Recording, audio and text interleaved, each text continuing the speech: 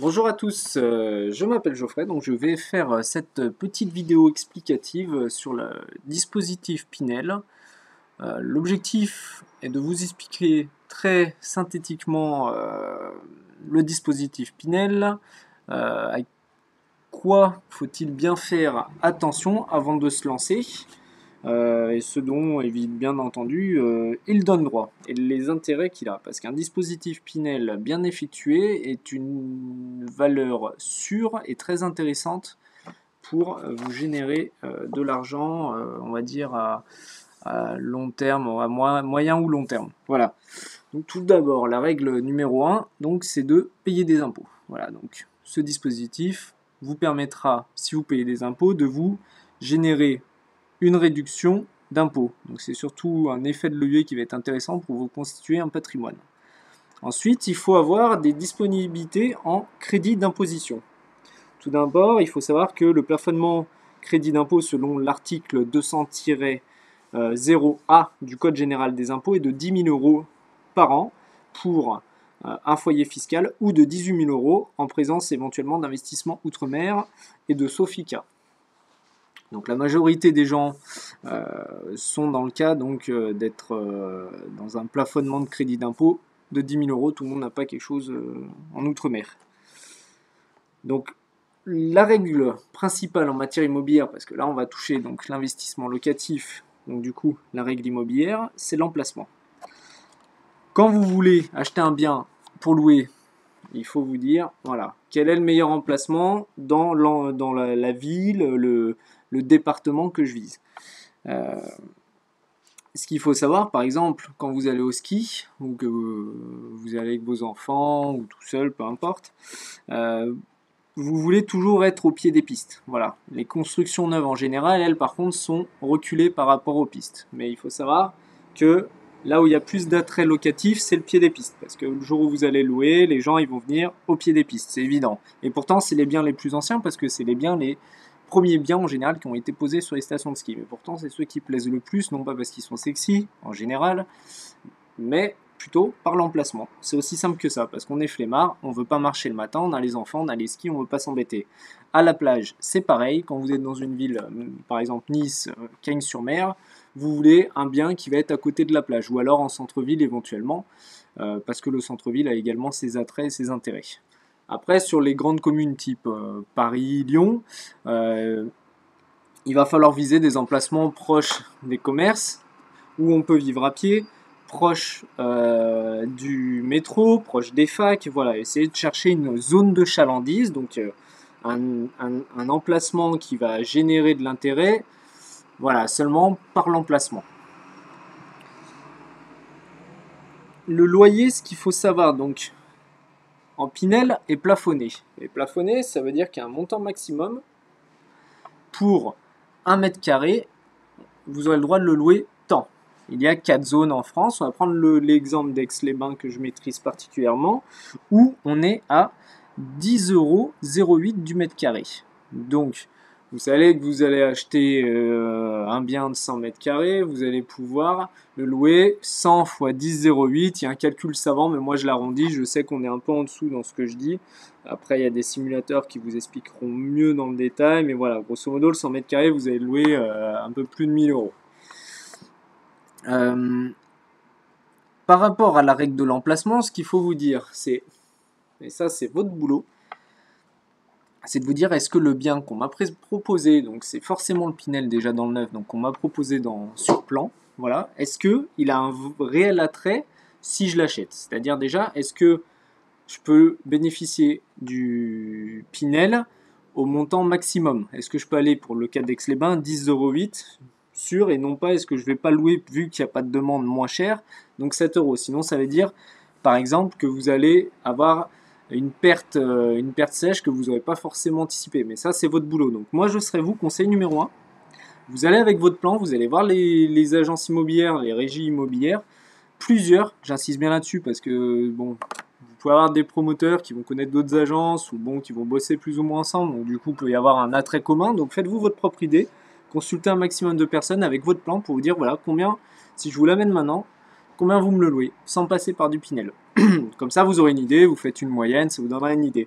Donc, concrètement, ce qu'il faut vous dire, c'est que si la moyenne de vos estimations est supérieure au loyer Pinel plafonné, c'est intéressant. Vous pouvez vous dire, là, il y a quelque chose à faire.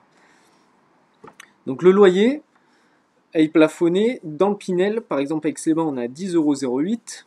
Donc, c'est quand même un intérêt locatif parce que derrière, vous allez louer un bien neuf.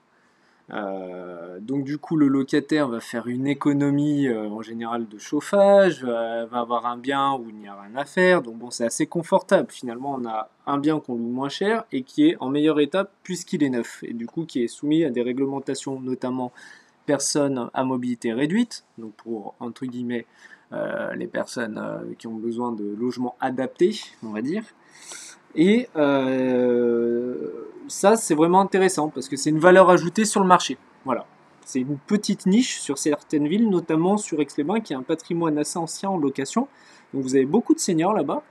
Et par contre, vous avez très peu de biens adaptés à leur vie quotidienne. Bon, même si ils en souffrent pas tous, hein, bien entendu, mais ça peut faire la différence. Voilà. Ça peut, vous pouvez faire partie de la niche des peu de logements qui sont situés en centre-ville par exemple et qui ont justement un logement 100% adapté pour les seniors. Donc c'est très bien, seniors ou qui que ce soit d'ailleurs. Hein.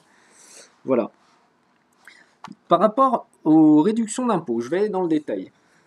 Très synthétique tout de même. La réduction d'impôts. Donc le Pinel, c'est un engagement sur 6 ans, 9 ans ou 12 ans.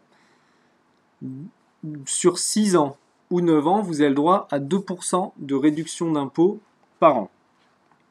La réduction d'impôt n'est pas un crédit d'impôt. Le crédit d'impôt, par exemple, si vous ne consommez pas tout le crédit d'impôt, vous pouvez le reporter sur l'année suivante. Ici, il s'agit d'une réduction d'impôt. Vous ne consommez pas tout sur l'année, donc les 2% par an de l'achat de votre bien. Vous ne pourrez pas le reporter sur l'année suivante. Excusez-moi. Donc, par exemple, vous êtes dans le cas d'un bien immobilier que vous avez acheté 100 000 € pour faire simple. Vous partez sur 6 ans ou 9 ans, vous savez que vous avez le droit à une réduction d'impôt de 2% par an. C'est plafonné. Au-delà de 9 ans, vous pouvez aller au maximum jusqu'à 12 ans, et là vous êtes sur une réduction d'impôt de 21% en tout. Donc 18% 9 ans, enfin 6 ans 12%, donc 6 x 2, 12, voilà. 9 ans, 9 x 2, 18%, ou 12 ans, 18 plus 3 x 1%, on est à 21%. C'est comme ça, c'est bon un peu chiant, mais c'est comme ça. Donc on a le droit jusqu'à 21% de réduction d'impôt. Donc le calcul est simple. Pour savoir quelle est votre cible d'investissement si vous voulez vraiment neutraliser vos impôts. Ce qui peut faire plaisir quand même quand on voit la transformation parfois, mais ça, on ne va pas partir dans la politique.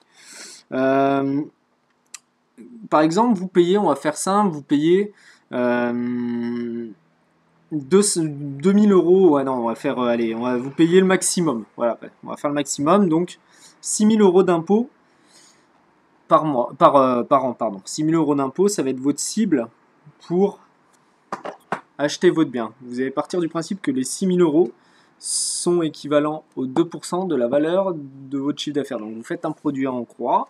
6 000 € c'est votre impôt que vous payez aujourd'hui. Vous voulez l'effacer. Donc du coup, sachant que vous pouvez bénéficier de 2% par an pendant les 9 premières années, vous allez chercher à trouver un bien qui équivaut à ces 6 000 €.